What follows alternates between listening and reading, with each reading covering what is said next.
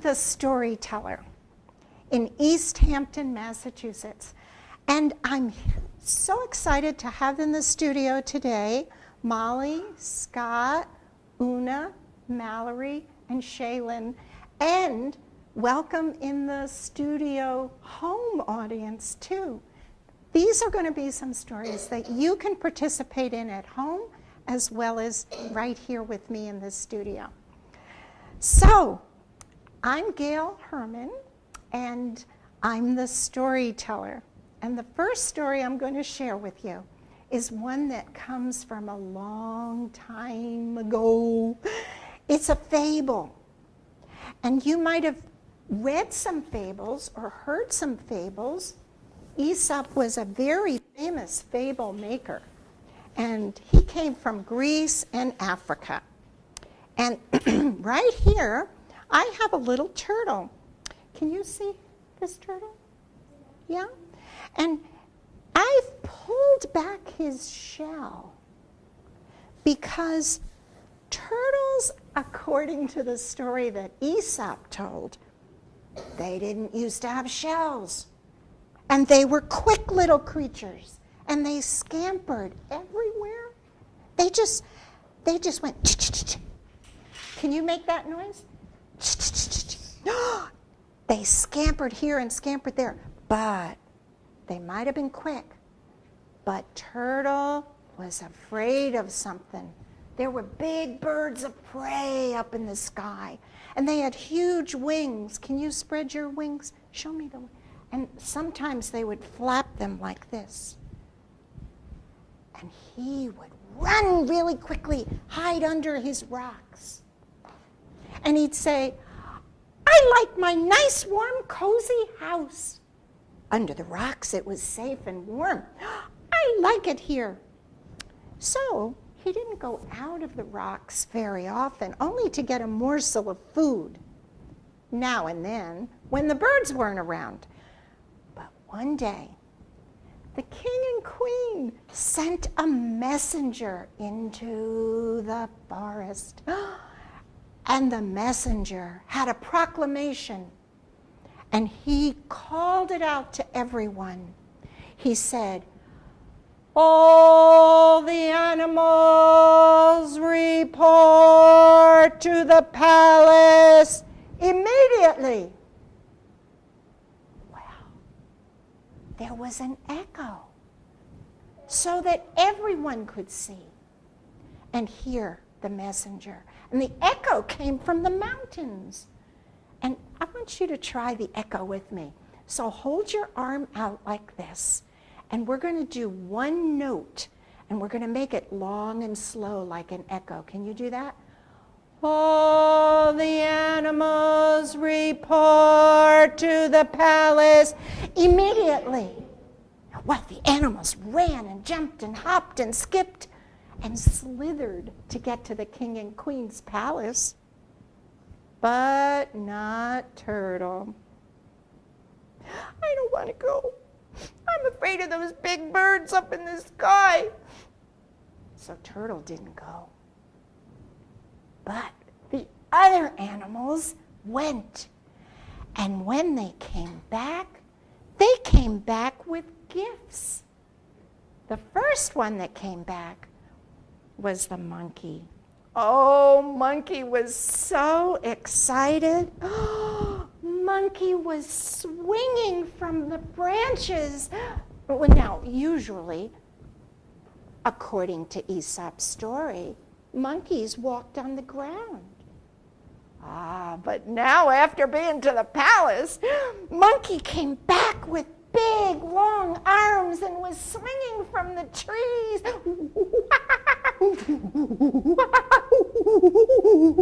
There was a lot of monkey talk going on.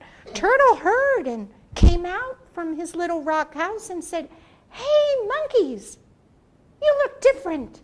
Where'd you get those long arms and legs? And Monkey said, which in monkey talk means, I got him from the king. I got him from the queen. And there was an echo because Monkey said it very loudly, and the sound came back. Can you do that? Let me hear some monkey talk. I got it from the king. I got it from the queen. Oh, said Turtle, that's a nice gift. And Monkey just kept swinging up in the trees and went back to his home. Well, next to come from the palace was the alligator. Oh boy, Alligator was singing dum dum dum dum dum dum dum dum dum dum. Turtle heard Allie. He sounded so happy. So Turtle came out and said, "Hey, Allie, where'd you get that nice long nose?" And Allie said, "Oh, I got it from the king. I got it from the queen." And there was an echo. Can you do that? Make an alligator voice? Say, "I got it from the king. I got it from the queen." Wow, that's a good gift, said Turtle. Yeah, it really is. And Alligator slithered on back to his pond. Well, last to come home from the palace was Toucan. Toucan was so pretty looking. Hey, Toucan, where'd you get those pretty black feathers and that nice colorful beak? Got it from the king. Got it from the queen. Wow, there was a big echo coming back. Can you do the bird sound? Got it from the king. Got it from the queen. That's a good gift. I wish I could go. Better hurry up. Not many gifts left. Oh, okay. I better go. I'm going to go. And so Toucan flew up into her tree, and Turtle decided, I'm going to do it. Turtle looked up. There were no birds of prey up there, you know, the kind that peck little creatures. So he said, I'm going to go right now. So scampering very quickly, running as quickly as he can, he went right up to the big palace gate, and he started to open it. He pushed it like this. Can you show me? He pushed it, and it went.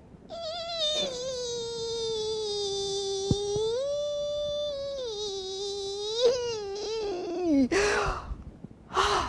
was a very big gate, but when he got it open, he went inside, and he went right up to the throne room, and he said, "Hey, King and Queen, I'm here. I'd like my gift now." He didn't know what it was going to be. Well, the king and queen sat up real tall. You know how kings and queens do? Yes, like that, Scott. Very big and tall. And looked at their timepieces and said, "Where were you when we called the animals to our palace?" Turtle just said, "Oh, well, I was afraid to come because the birds of prey, you know, I don't have any protection. I was hiding in my little rock house. That's what I was doing. But now I'm here. I got here." Well, king and queen looked at each other and they said, "We have just the gift for you, Turtle." And this is what happened. In a blink of an eye, all of a sudden, Turtle had a shell on his back. "Oh, thank you," said Turtle. "Thank you very much." "What's it for?" He didn't have a clue what a shell was for. "Oh, you'll find out," said the king. And the queen said, "Be gone, be gone." And so Turtle went right out of that throne room, out of the gate that was still open, and started down the path. But he couldn't scamper. He could only go in a lumbering fashion, you know, like this. Can you feel it? Yes, kind of like that, Mallory. Yeah, it was very hard to move, and it was very heavy. And he got a little ways down the path, and he said, I don't like this shell. It's too heavy. And besides, it's cracked. He saw when they were putting it on, it's a big pain in my back. I think I'll give it back. So he started to turn around, and very slowly, when all of a sudden he heard those, can you make that sound? Can you make that sound? The flapping of wings. There were some birds of prey up above, and he said, oh, no, what am I going to do? The birds are here. He said, oh, I can't run fast. I can only lumber slowly. Oh, I know. It was like a little ding. Can you do that? Ding. Went off in his mind. He said, I'll play dead like Possum does. So with great effort, he turned over and he played dead. But you know what? Those birds of prey, they just kept coming. And their wings kept flapping. And by the time Turtle heard those wings again, he flipped himself back over and he said, oh, that didn't work. Oh, let me think. So he thought and he thought until a couple of ideas went off his mind. He said, I know what I'll do. This shell is round. I'll roll down this hill away from all those birds. Ouch! Ouch! Ouch! Ouch! Ouch! Turtle rolled down the hill, and what was left of him was this big bump in his head. And he said, oh, that didn't work. So he had to think again, and think again, and think again, and that's when all of a sudden he got a good idea. Wait a minute. I have 2 shells, right? Right?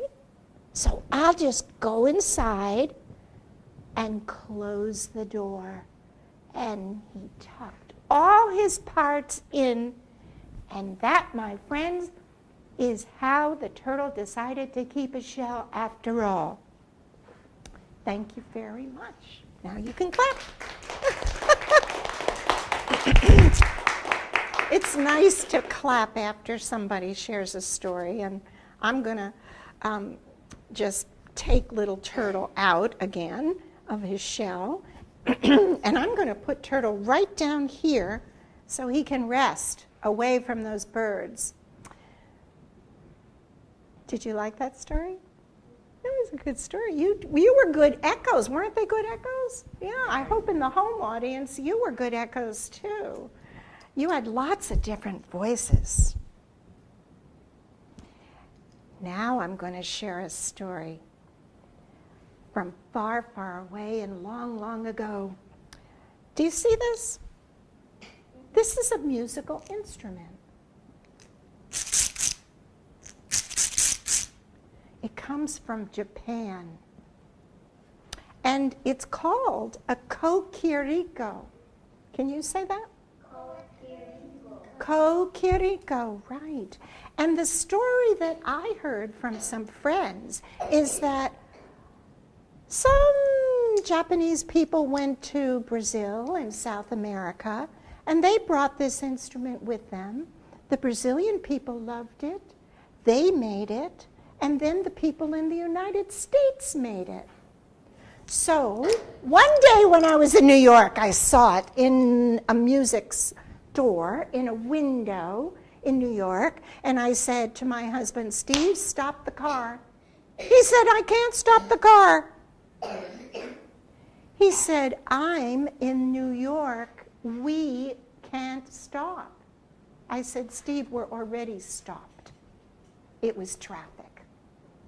So I got out of the car. I went to the window where I saw this hanging up, and I bought it.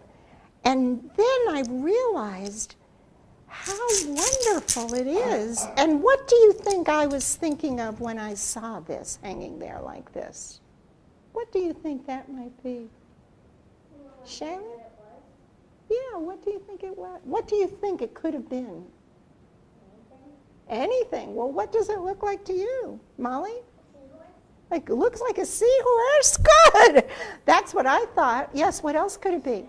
A snake? Yes, it could be a snake. What else could it look like? Well, I thought I was imagining all kinds of things. I thought maybe it could be a belt, or maybe it could be my headdress, or maybe it could be my bracelet, or maybe, what else could it be? Yes, Molly? Maybe it could be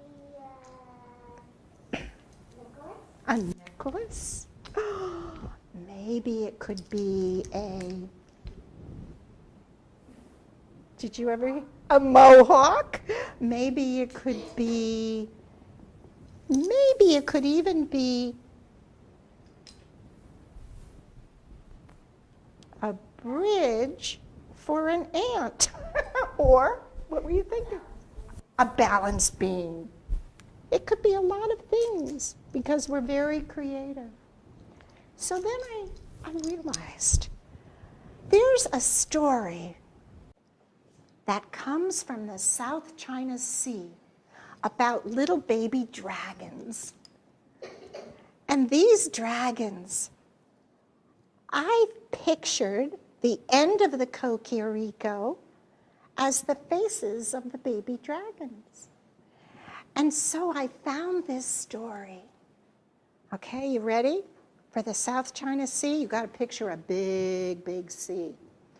And in the old days, they say, there were lots of dragons that loved to go surfing in the South China Sea.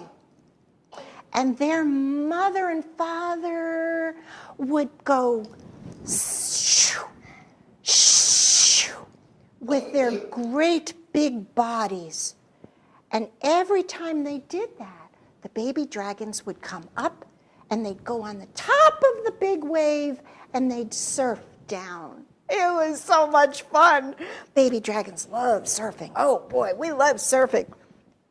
The trouble is, 1 hour every day, Mother and Father Dragon would go away and take a nap. You know how parents have to take naps sometimes, right? So it was, yeah, they take naps a lot.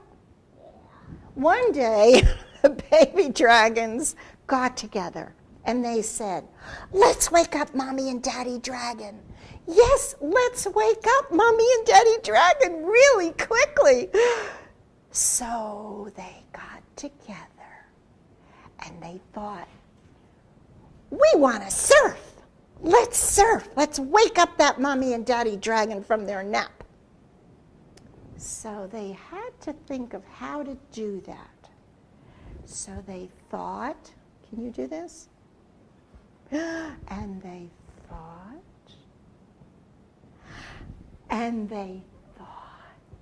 until one of them got an idea how to wake up their mom and dad. Now, here's your part. This comes from an old tradition. I look out at you and I say, what do you think they did to wake them up? And then you put it into the story. Mallory?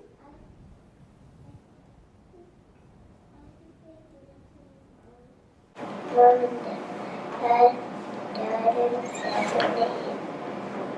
And said, Mommy and Dad, wake up. How did they wake them up, honey? You have to speak a little louder so I can hear.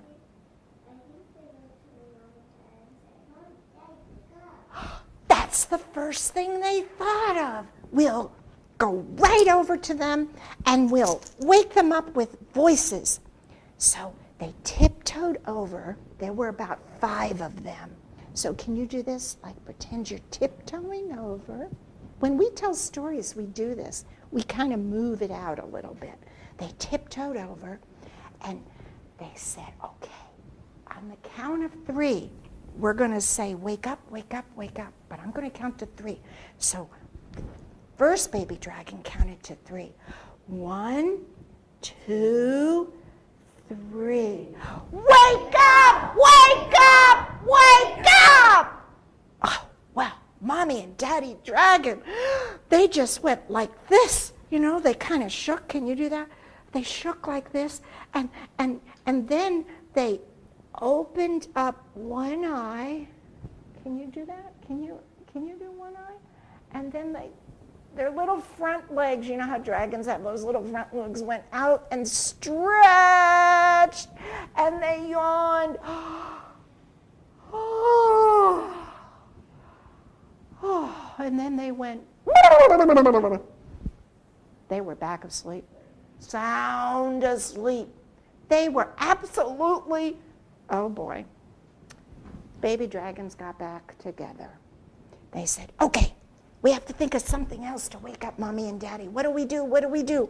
So they thought, do this, and they thought, until they had an idea. What do you think they did, Scott? I think they decided to scream their names.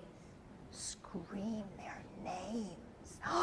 You're right. Let's all say you're right. You're right. That's the second thing they thought of. They tiptoed up. Let's tiptoe, tiptoe, tiptoe, tiptoe up. And they got right next to them and they screamed their names. They said, Mommy, Daddy. Let's do it. 1, 2, 3. Mommy and Daddy. Well, the mother and father dragons, they kind of shook a little and they went, oh, with that one eye, and they stretched.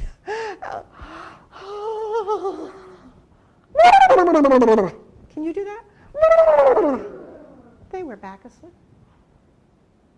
But they weren't going to be deterred, these little dragons. They got together again. And they thought, and they thought, and they thought, until one of them had an idea. Bing! What was this idea they could do to wake up? Shaylin? They could jump on the bed. Jump on the bed. That's the third thing they thought of. Tell her she's right. You're right. They absolutely got there and jumped up on the bed. Let's all try that. Let's all do that. I want you all to get up like this. And we're going to jump on the bed. And I'm going to do a sound effect for us. Here we go. Ready? We're going to jump. Because they're in the water, don't forget. They were jumping on the bed and having a good old time. And you know what Mommy and Daddy Dragon do? They went opening their one eye and they stretched their legs. But this time they got a little nervous. They were kind of awake and they said, what time is it? It was like they woke up in a strange place. They were so tired. And they started to turn around and around. And their tails went up in the air, way up in the air, turning around. And just when they turned 5 times, the tips of their tails, you know those big scales that dragons have on their back? The tips of them fell right down, right there in the middle of the South China Sea. And to this day, those little scales are piled up on top of one another. And you know, they call that the island of Taiwan. And that, my friends, is how the island of Taiwan came to be. And that's the story. Thank you very much. You did a good job. Now, I hope that the television audience at home were thinking of some ideas in the story. We had some ideas here, but we would love to hear from you about what ideas you thought of when you were listening to the story. So if you just want to send a note to the television studio in East Hampton at Whitebrook Middle School, I would be so happy to know what it is you imagined. So this is the end of our show, and I'd like to thank Shaylin, and Mallory, and Una, and Scott, and Molly for being with me today in the television studio. So until we see you again at home, and until we see you here in the studio again, we'd like to say goodbye.